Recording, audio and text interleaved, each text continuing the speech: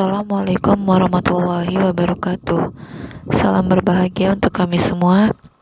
Pada kesempatan kali ini, saya ingin mempresentasikan tugas kuliah saya dengan judul Bilangan Real, Estimasi, dan Logika.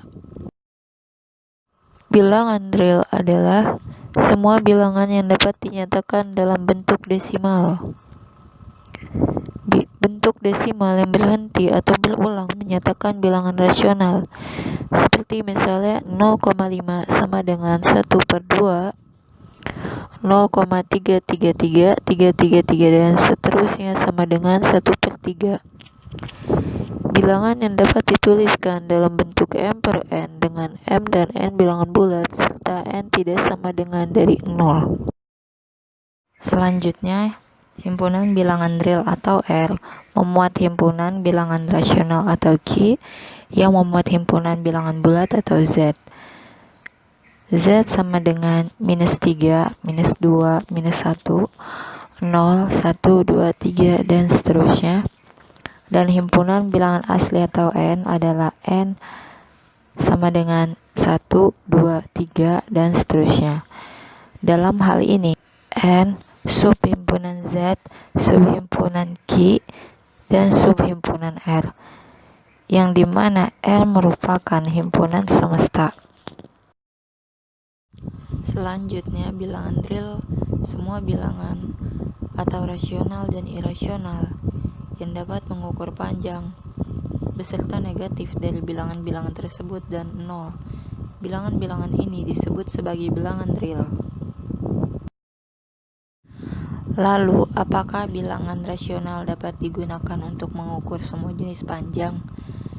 Jawabannya tidak, karena meskipun akar 2 merupakan sisi miring sebuah segitiga siku-siku sama kaki dengan panjang sisi siku-siku, akar 2 juga tidak dapat dituliskan sebagai hasil bagi dari dua bilangan bulat.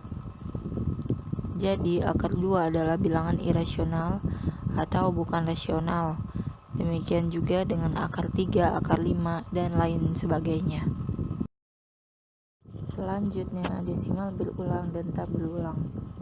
Setiap bilangan rasional dapat dituliskan sebagai desimal, karena sesuai definisi bilangan rasional selalu dinyatakan sebagai hasil bagi dua bilangan bulat. Jika kita membagi pembilang dengan penyebut, maka kita akan memperoleh desimal.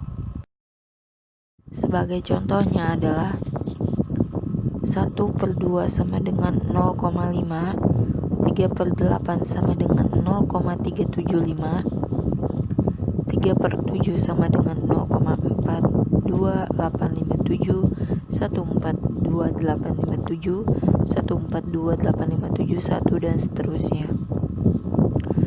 Bilangan irasional juga dapat dinyatakan sebagai desimal. Sebagai contohnya, akar 2 sama dengan 1,414, 2135623, dan seterusnya.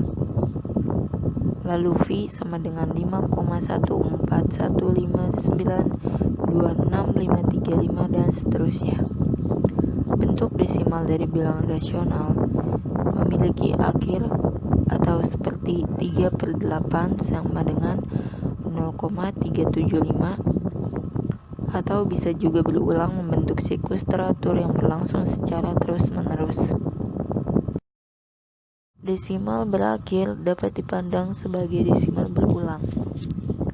Dengan perulangan 0, 3/8 sama dengan 0,375 sama dengan 0,3750000, dan seterusnya.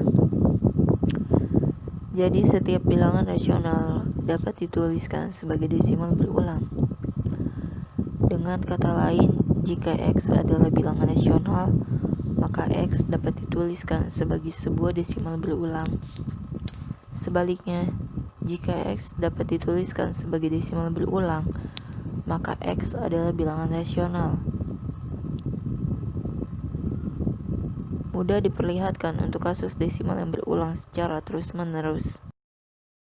Sebagai contohnya adalah X sama dengan 0,136, 136, 136, dan seterusnya adalah bilangan rasional.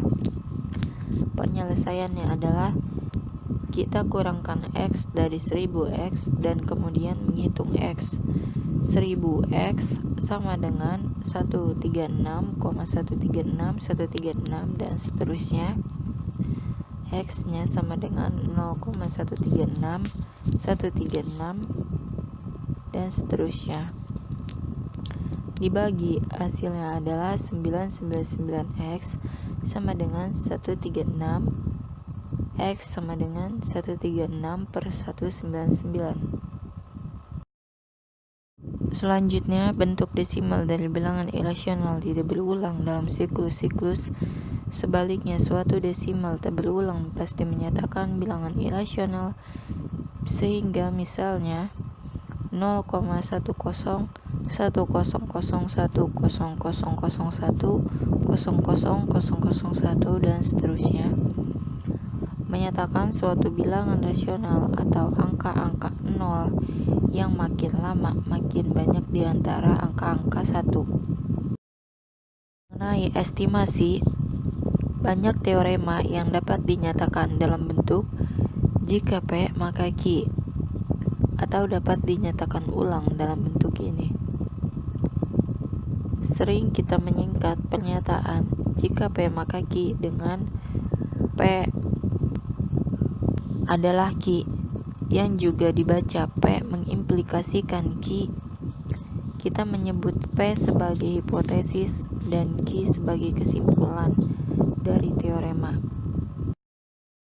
Dalam perhitungan estimasi sering dilakukan sebagai contoh V 3,14 akar 2 1,4 2 pangkat 10 1000.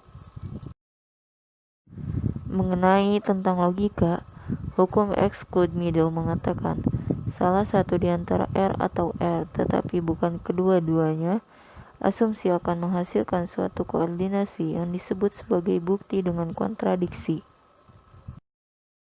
Berikut adalah salah satu contoh tabel dari kalimat jika P maka Q, yang mana diketahui bahwa nilai P adalah sama dengan nilai Q. Sekian presentasi yang dapat saya sampaikan, semoga bermanfaat. Kurang lebihnya mohon maaf. Wassalamualaikum warahmatullahi wabarakatuh.